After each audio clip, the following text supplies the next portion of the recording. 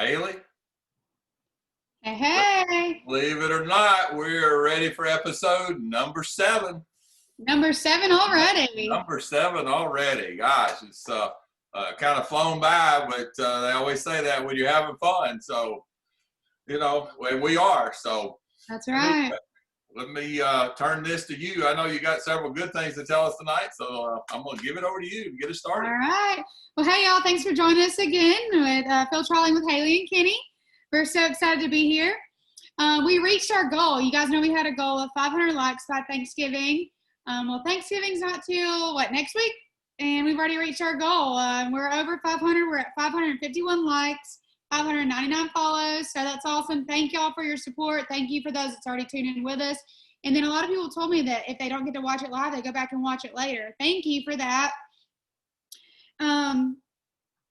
And then last week we had Lauren Tarquinio on the show with us. Y'all, that video reached over 5,200 people. And we had 22 people share the video. Over 50 comments of people just interacting with us. We really appreciate that, and we hope that you guys continue to do that. We always welcome comments. Tell us what you want to hear. Ask questions. We'd love to interact with everyone live or even afterwards. And I posted something earlier. Mr. Kenny pulled out something on his sleeve, and we are now on YouTube. We have our YouTube channel up and running. If you will Google YouTube, Field Trialing with Haley and Kenny, and go find us. I've just actually shared one on my personal page. We'll have to share that on the Field Trialing with Haley and Kenny page. Mr. Kenny, tell us a little bit more about that. Yes, we do have, have all of our past episodes are out on YouTube, and you can go look at those. And we're talking about some other things that we might video and be able to put out there for you that's in addition to the live show. So we're working on different ways that you can join us and find out a little bit more about what Haley and I love to do here, and our dogs and other people's dogs in our organization and in other organizations. But yeah, we're excited to have YouTube up and running. So go check us out. It's just type in Field Trialing with Haley and Kenny, and it'll get you right there. Awesome. Let me give a quick shout out, Haley. Here, it's not on our agenda. 2 of my buddies from Texas are on, John Turner and David Bird. And let me say thanks, guys, for being on with us and watching. And I know they're both. I watched them. I saw some pictures of them shooting skeet not too long ago. They didn't show any of whether they were hitting any of the clay pigeons or not. But thanks, guys, for being on. We appreciate it. Awesome. All right, I think we're ready for our first guest. So we have a special guest tonight. We're going to ask that they're all special to us, but this one probably very much so to Haley, but to me too. And Don Bradshaw is going to come in and join us. All right. Slide in there, Dunny, and some of us call him Dunny. Hello, brother. There we go. Good. Well, thanks for being with us. I mean, we're excited. We have a few questions, but now, did you get the packet of notepads that I sent you? Because I wanted you to have plenty to make notes on for the show, so you'd be ready whenever we got ready to go. We're just gonna do the best we can. There we go. Oh, love it. For those of you who don't know, Don has to hold up the end for us old guys. It's all these youngsters are out there running, but Don and I kind of bring up the other end of it. And Don has been doing quite well recently, as you've heard Haley talk about as we do our reports and all. But Don, the question Haley and I love to ask is, how'd you get started doing field trialing? Well, it was back, I don't know, I got Clint, a little yellow male puppy named Boss. I don't know, I think it was in 2008. And got him from a little kennel pulled up in Troy, and Clint went up there. That guy, he run after when Clint first started. So Clint went up there and run some trials with him and started messing around. And then I think in 2009 he run enough trials that he qualified, and so he went up to the nationals, and that was up at Doublehead, right, North Alabama. And and run up there. And I didn't actually go up that year. I talked to him back and forth on the phone, and I was down here killing bugs and trying to work and make some money to where he could go. I reckon to help him out. For those of you that don't know, I'm sorry, I'm not very good, obviously. This is Clint's dad. This is my future father-in-law, Mr. Don. Sorry about that. And they own Bradshaw Pest Control. It's a local pest control business here, and they also have a farm that I talked about many times. So that's a little background for you. Yeah, but anyway, I was down here, working and all, but it was in 2009. Like I say, Clint went up there, and he had Boss and Bella at that time. He had another dog the next year, so he had 2 dogs up there, and I think it was in 2010 when I actually started going to Doublehead. It's a really beautiful place that Daniel Stevens, one of my buddies, we'd go up there, and we would just cod. The cod. We would just go up there as a nickname, cod, and but anyway, we left the bird hunt. So what we would do, we would go up there and spectate and watch and support. But after the trials, we would get out there and we'd hunt leftover birds and all. It was a real good place, a lot of fence rows and all. I think that's where I met you at. Yep. And I was on that old S10 up there dragging a homemade trailer. Yeah. And we'd have fun doing that. And but that's how it all got started. And I've just been going every year, watching Clint up until this would be my 4th year competing. I was up at Illinois. The first year was up at Illinois because it was here in Alabama the whole time that I was watching. Right. Until I think 3 years ago. This will be the 4th year. But up at Illinois, we was there watching, and I told Daniel, I said, we up here and really there ain't that many places to hunt birds after the trials and all like there was at Doublehead. I said, let's get up a few dogs, start competing. And I said, that way we can get out there and we can just have fun all through the week. So that's how it basically started. And but I always went with Clint, watched him and supported him and everything. It was a lot of fun watching him. I've seen him really develop, over the years and everything. And so it's been a lot of fun watching that. And he finally won it last year. He did. I have watched him as well, and I was laughing with Don before we got on about the first time I met Don.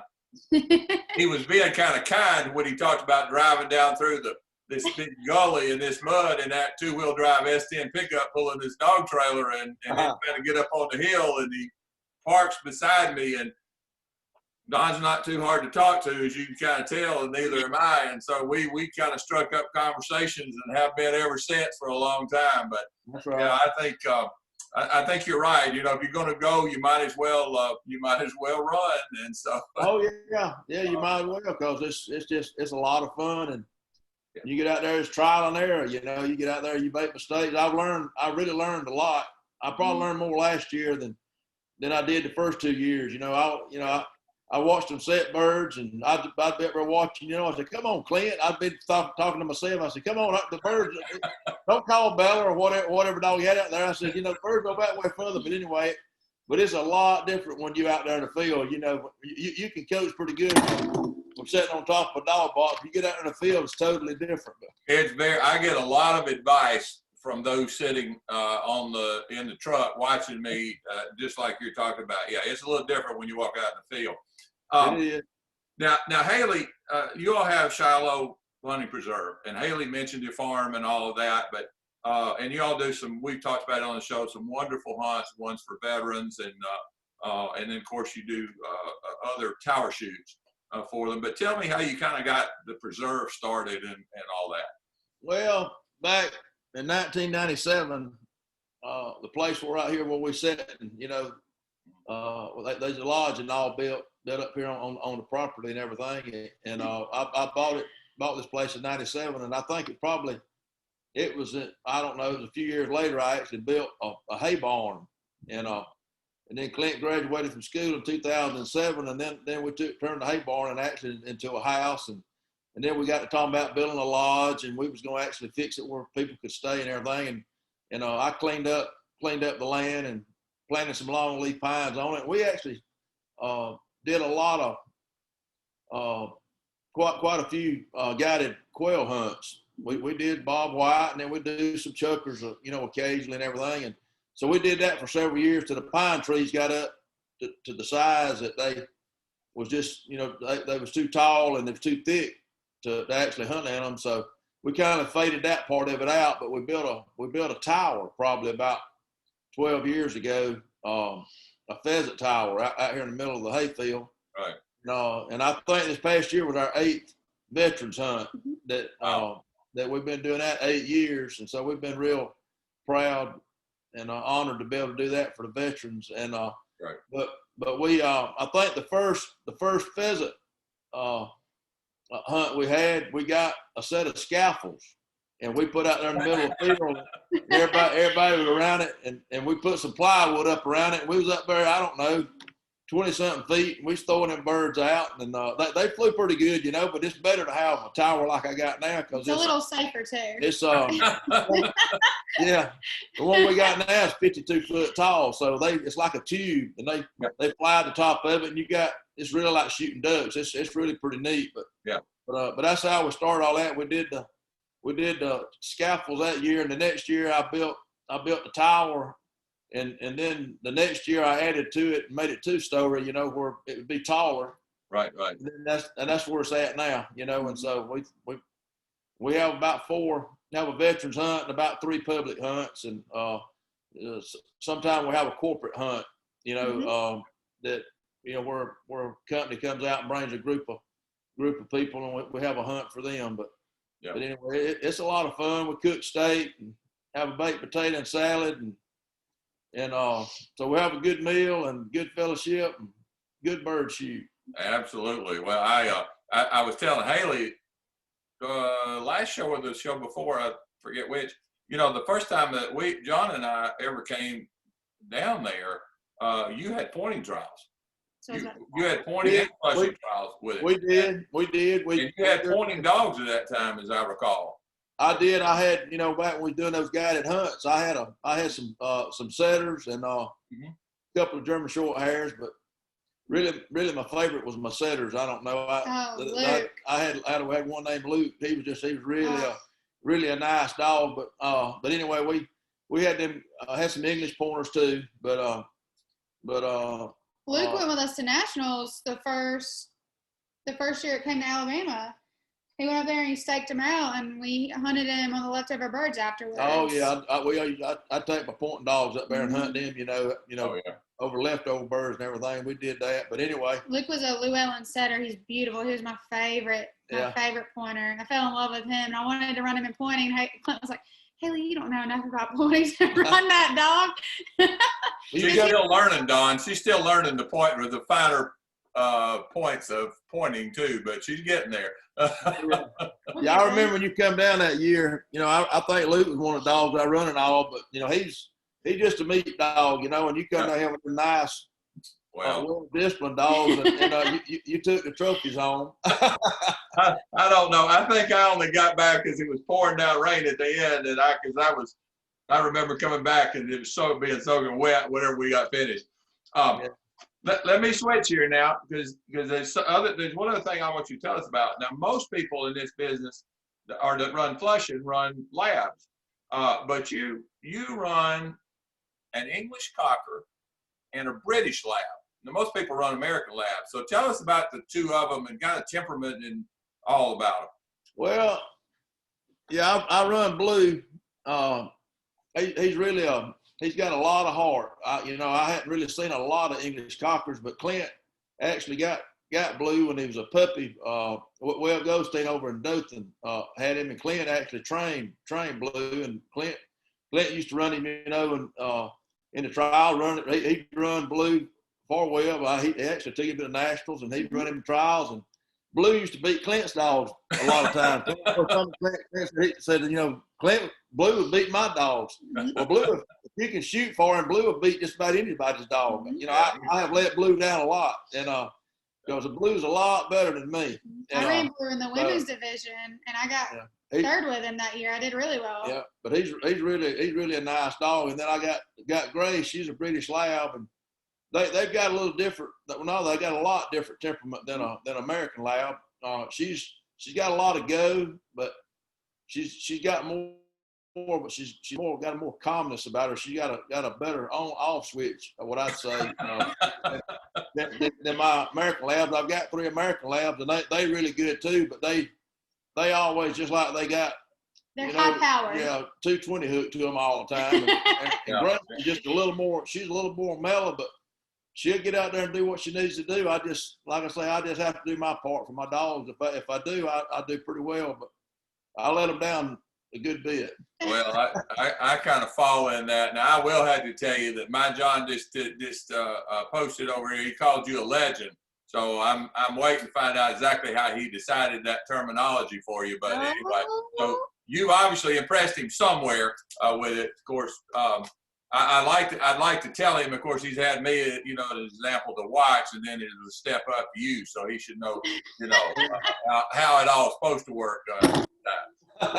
Anyway, well, that's it's so interesting. I think the point you made about the different temperaments about dogs. I just think that's they are different breed of dogs. Now, those of you who don't know, I love to watch Blue run.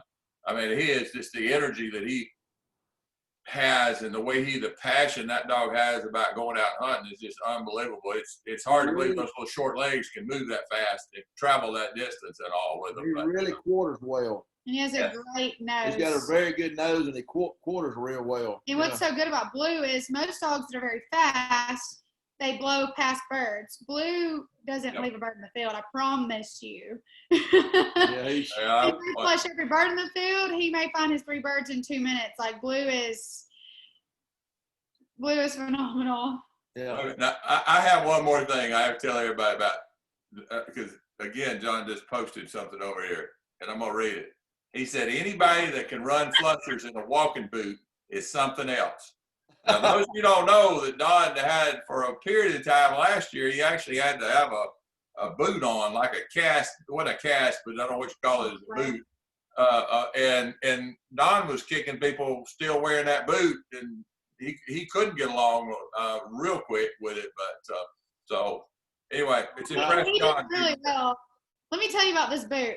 Don had me order him a boot for field trialing and a boot for church. So I went on Amazon and looked up this because, the ones at the doctor's office are just crazy expensive. So I went on Amazon and I found a boot just like it. And we had one because Miss Rhoda would be like, Don, you ain't wearing that nasty thing to church or to out to eat. Like, I think it's covered in mud. And he'd wear it in the house. And one time he got out the truck, stepped in dog poop. Walked to our house and Clint about lost it. He was like, no, take your boot off.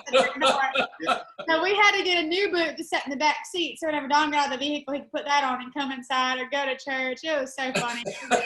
Yeah, on the trial, and I kept it wrapped up in duct tape, to try to keep water out of it. Keep sticks out of it and everything else. Let me tell you a story about Blue right quick. Yeah. We were at Kentucky Open. It was last year. Was it last year or year before? It was last year. Anyway, I think there's $38 in it. Yeah. I went out there and Blue the first day. He had a 3-minute run, like he does a lot. If I do my part. Right. Well, I got out there. There's a lot of other dogs done really well. I think Eddie Carbon and some of the other guys, they had like 3-minute runs, real fast runs that first day.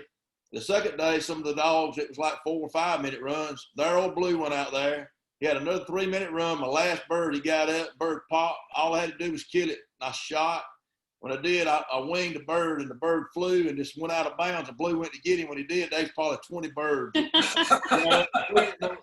So the bird wasn't hit as hard as I thought he was. But anyway, it would have been another 3-minute run. And when I walked out, I went Eddie and Clint and all across playing. They was all up there. I said, well, you had it. You had it won. I said, well, boys, all I can tell you is Blue's better than me. So Blue done his job, but I didn't do mine. So, and that crew wouldn't rub it in on you at all, would they? No, but I just smile and walk on. So it might come together one day. It will. That's all you can do with that crew is smile and go on. Oh, yeah. Oh my. Well, Don, we won't take more of your time. It's been great to visit with you. Enjoyable as always. And people have heard me say a lot when they come to your trials down there. It's just like that. It's fun. You sit out there on the trucks and tell stories and hear stories, and it's fun running the dogs, but it's fun with all of the fellowship and all with it. That you do. We always eat pretty good. Yeah, I always eat. No. You always eat real good. Let me just say, really good. But you know that's high on my list. So anyway, well, listen. Always fun to have you. Yeah, well, it's one of our favorite places, no question. So listen, we will look forward to seeing you soon. And I know y'all got a big trial coming on here this weekend, and Haley's going to tell us a little bit about that in just a minute. And all right, Haley, I'm going to switch gears a little bit. Thank you. Thanks, Don. A lot of a number of people that I've run into, and you probably have too at trials, have said, well, let's put video out. Why don't you put video out of this and all of that? And I want all of you to know we've heard you. Yeah, that's been the biggest thing that people have said to me. And so we're working on ways to do that. That's a little more complicated than it is for just the two of us to get on and to have our guests and all that. But we did talk about that. Haley and I did today. We have some ideas that might work. The biggest thing is just the equipment. I mean, we don't have the big cameras that the outdoor shows have. We don't have the people that are spending all the time doing editing and that. But we're looking for a way to put some of that video out there and so forth. So we're just know we've heard you. We're trying to figure out how to make that work. And usually, as Haley keeps me away from the buttons, we have better chances of success. So. All right, Haley, I think we're off to the Foggy Bottom Classic. Tell us all about it coming this weekend. All right, y'all. Well, numbers is a big thing. So trials with, or as all of us that run call them number trials. The Foggy Bottom, I think, will be one of those. There's actually two of those for sure that I know that are coming up. One of those being Howard Jekyll's trial in North Carolina. That'll be December 5th. But the Foggy Bottom is this weekend. That's here at the house at Shiloh. It'll be Saturday and Sunday. There'll be one open and one doubles each day. At the moment, I think there's 32 dogs supposed to be here. So it's a good number. The Foggy Bottom has actually been sponsored by Show and Go Dog Supplies of Alabama. They are a locally owned business in Auk. So a quick little shout out to them. Show and Go was opened September of 2018, and it's owned by Justin Messick, who is watching us right now. Thanks, Messick, for tuning in, and Joey Williams. And for those that don't know, that is located on 1006 Highway 84 in Auk. They're open Monday through Friday, 9 to 5. They have another location in Holka, Mississippi, that's owned and operated by Joey. They offer a full line of dog supplies, Dan's briar-proof hunting gear, as well as Garmin tracking and training products. And to say that, they have actually donated 2 Garmin units to the Foggy Bottom Classic. Wow. Good. So any competitor in the Foggy Bottom Classic is eligible to win one per competitor Garmin units. They're very nice. So make sure that you guys go and check out their Facebook pages. You can stop by their store, give them a call, and they'll be glad to ship your order. And Justin just had a little baby girl, so congrats to Courtney and him on that. Absolutely. We're super thankful for them. They've actually also donated some banners for the Foggy Bottom Classic, so we're super excited for the Foggy Bottom. This is something we look forward to every year. The Foggy Bottom and the Christmas Classic generally ends up being our 2 biggest trials. The Foggy Bottom, we get to have people from, where's Eddie from? Ohio? Oh, wow, yes. Ohio. So we have Eddie Carbon coming down and join us from Ohio. Howard Jekyll's on the road right now. Howard's been on the road for like 2 months now competing. Oh my goodness, in his RV. He'll be here either tomorrow or Friday. Some guys coming from Florida, Tennessee, all over the world. We're very excited to have everyone here. It should be a good time for open flushing and open doubles. It should really be able to help with those points and see where things go from here. And tighten up that. You have how many dogs coming, did you say? This morning it was 32, I think. Yeah, good. Oh, wow. that'll inject some interesting conversation in the points race, won't it? It sure will. I know last year for everybody that I was there when we did it, and it was it did have an impact on the points race for everybody. It was great. So, all right, well, let's switch here. I know I was at Buck Valley this past weekend. You had a trial there, and let me give you a little bit of results from Buck Valley. There were a lot of trials going on in Buck Valley, from pointing and flushing and doubles and all that. But on Saturday, open pointing, the queen of ZH Kennels here, Lexi, won the open pointing. Yeah, we were pretty cool. She won that one. The were two amateur trials, and both of those were won by Kevin Pixley and his dog Cap. Wow. Yeah, and when we get a little bit closer, a little bit later, when we talk about the high point race, Kevin's going to make some move here when those get posted. So anyway, we did doubles pointing on Saturday, and Lexi and Blue won that one. My brother-in-law Jeff Martin ran with me and ran Blue, so we had a great time. As everybody knows, it's run doubles. It's kind of wild and crazy anyway. And as was ours. Sunday, Larry Reed won the open pointing with his dog Daz. And the first amateur on Sunday was won by Dave Trigg and his dog Phoebe. And Larry Reed won the second amateur trial with Daz. So good weekend, a lot of fun, and with everybody. But yeah, and so we had a pretty successful weekend for us, and so we were pleased with that. That's awesome. Well, here at Shiloh, we had a trial. I don't think our weather was quite as harsh as y'all's. Didn't you guys have some pretty high winds? Yeah, well, it was 28 degrees and raining quite hard on Saturday, and Sunday it was started out about 30 degrees, and we had 20-mile-an-hour winds with gusts in the 40s. So it was a little wicked. That's what I'm blaming all my misses on. Oh my. Wow, I couldn't imagine. So it was really cold when we started. We all having hoodies and pants, and by 9 a.m. had on my short sleeve shirt. Now I went and changed to shorts and a tank top. So we can't get some cold weather to run a bird dog in for nothing, I guess. It's been cold all week long, and I have UV. For the Foggy Bottom, it's going to be right back to 65, 70 degrees. So, I mean, tonight it was so cold, I went back inside and got my up to jacket, put it on. But, yeah. So our Saturday Open, first place was Valley with Clint. And second was Creek with Cross Payne. And third was Blitz with Cross Payne. And then on Sunday was Clint again with Briggs. And then Jazz in second place, which is Jonathan Thomas. And Old Steele with Dunny got third place. Let me just say this. So say on our, like one of the runs on Saturday, like field A. So, you run two runs and you put them together, and that's one trial, and then vice versa for the guys that don't know how this works. That's how that works. And let me just say that the top 8 dogs on Saturday and on Sunday, just in one field, had 3-minute runs. Oh, wow. And there was, I can't remember, I think it was 20-something dogs.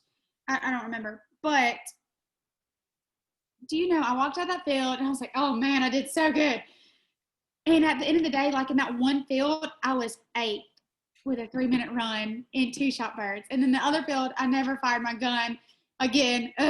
But like that's how competitive things were this weekend. Like things were neck and neck, and I love that. It makes for some good fun. It makes it very competitive. So much so that when we got to the doubles, we were ready to go. We're like, okay. So first place took first place was Briggs, which is ran by Matt and Jonathan Thomas, his brothers. It's Clint's dog. They got a first place win with her. I was super excited for them because they're brand new to this year. And that's their first place in the doubles. And second was Rose, me and Chase Payne, my doubles partner. And third was Banks, Mr. Don, and Scotty. And let me just tell you how tight those runs were. The first 5, so like your first place, there was only 4 points difference from first to 5th. Oh, wow. And I walked out the field 3 runs later thinking, oh, Chase, we still got it. We still got it. We're in first. And my time was 12 minutes quicker than Matt and Jonathan's time, but they had 1 more shot bird than we did. And so they beat us by 1 point. So when I was tallying up everything, I wrote my dog first, and he came up behind me. He's like, whoa, whoa, whoa, whoa, whoa, whoa, whoa, whoa. And I was like, what's that? And then I was like, oh my gosh, you got me. Like, you got me with, I didn't even look at the score. I looked at my time. But that's how good it was. And we had a good time. So I'm really excited. If it, just us here with our dogs and doing that, well, I can't wait for everyone to be here this weekend. And it gets me even more pumped for nationals, just how the competition beeps up and how much fun it can be. Because like I said, if you're not having fun, what's the point in doing it? Yep, absolutely. I have to tell everybody that I hear my phone buzz and I look down and Haley has texted me. I had 2 3-minute runs. I'm thinking, wow, she's smoking. Just a little bit later, I get another text and I finished 8th. I'm like, oh my goodness. So, so anyway. I was so upset. I was saying, I normally shoot myself out of the open. It's no one's fault than my own. I can hang with the boys easy. Yep. But I shoot myself out. I get out there and I started thinking, and I mess up every time. And Clint just corrected me. There was 32 in the open and 20 plus in doubles. Wow. So there's the number I couldn't find. Yep. But yeah, so I actually did my part this time, and I was like, dang, so did everybody else. You just get prepared for national. That's all it is That's to it. right. All right, great. Well, let me move here and talk a little bit about just let's get us up on the high point standings quickly. And know all of these that we have a lot of trials going on and going in, and so they'll be added as we go along. But in open pointing, Trooper is in first place. That's owned by Randy Hilligus. We talked to a couple of weeks ago. Second place is Holler, also owned by Randy Hilligus. And in third place, and I'm amazed at this, but the queen of ZH Kennels again, Lexi, has now moved into third. So that's pretty, for 9 years old, though, we're pretty excited about that for her. Amateur trials, Turbo and Trent Pike are leading. Rock and Robert Russell are in second. And Cap and Kevin Pixley are in third. However, when this past weekend's trial gets posted, Trent's going to have some competition. So we'll follow that closely. Let me quickly do pointing.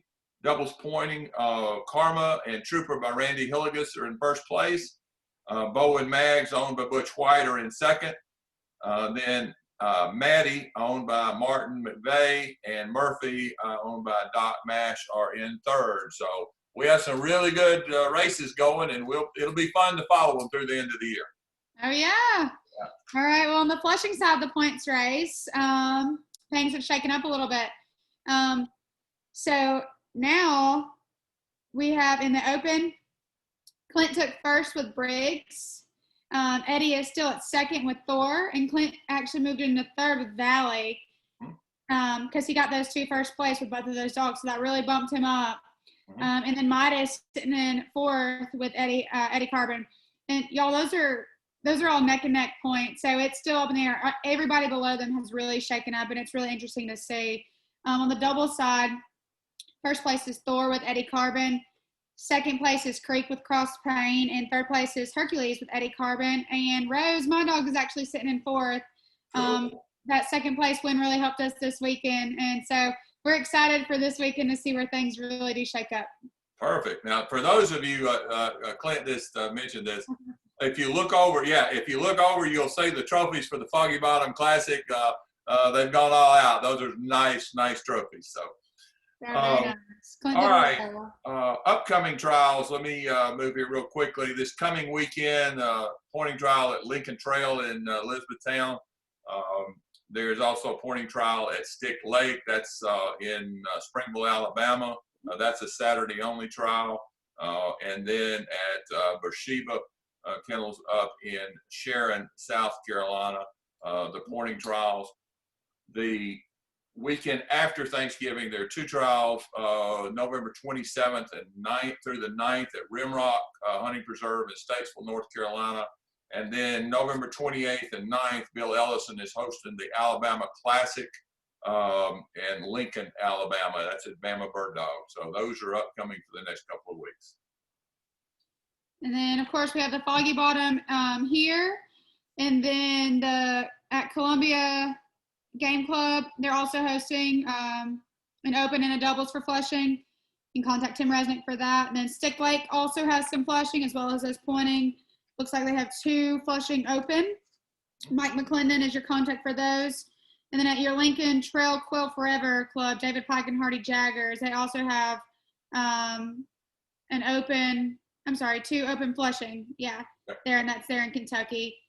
And then, like we mentioned, we have that other numbers trial. Looks like it's going to be December 4th through the 6th, hosted by Clay Moose and Howard Jekyll in Stoneville, North Carolina. We'll elaborate more on that on our show after Thanksgiving.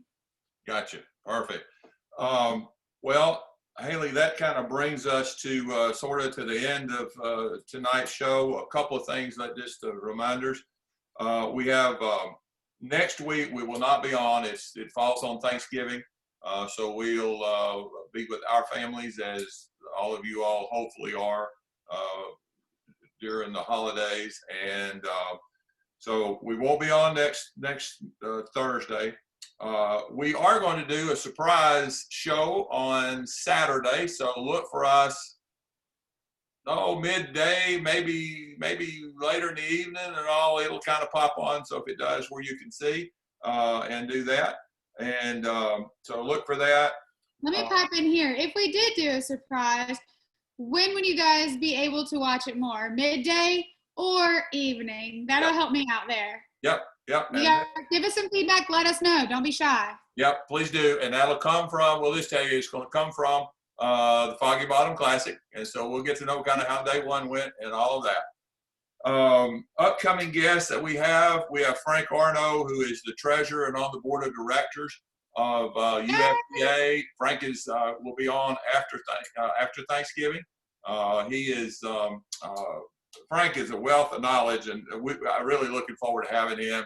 And then the week after that, we'll have Jeremiah Stennett. Jeremiah is a young man you've heard me talk about that runs out of Cedar Creek. He does others, but as some have said, really caught the bug, and he has a nice dog, and is enjoying it. So we're anxious to talk to Jeremiah as well. So with that, Haley, anything I left out? Nope. I'm just so excited to have our upcoming guest. Mr. Frank is one of Clint's favorite people. He's told me that from day one. So I'm excited to hear from him. It was awesome to hear from old Johnny. I think he enjoyed it just as much as we did. Oh, very good. It's really awesome to be able to do this with my family. And we really enjoy it. We have a good time, believe it or not. We actually don't get out here and fuss and fight. We actually motivate each other to do well. And I truly appreciate that. And then all of our people that run dogs with us have very much so become our family too. So it's just awesome. And with it being November and it's a thankful month and Thanksgiving coming up, we just want to tell you guys how thankful we are of you for joining us. Thankful for your support. We thank you for all your advice, your critique, whatever it may be. We appreciate you. And we just hope that you tune in with us the week after Thanksgiving and join us back then.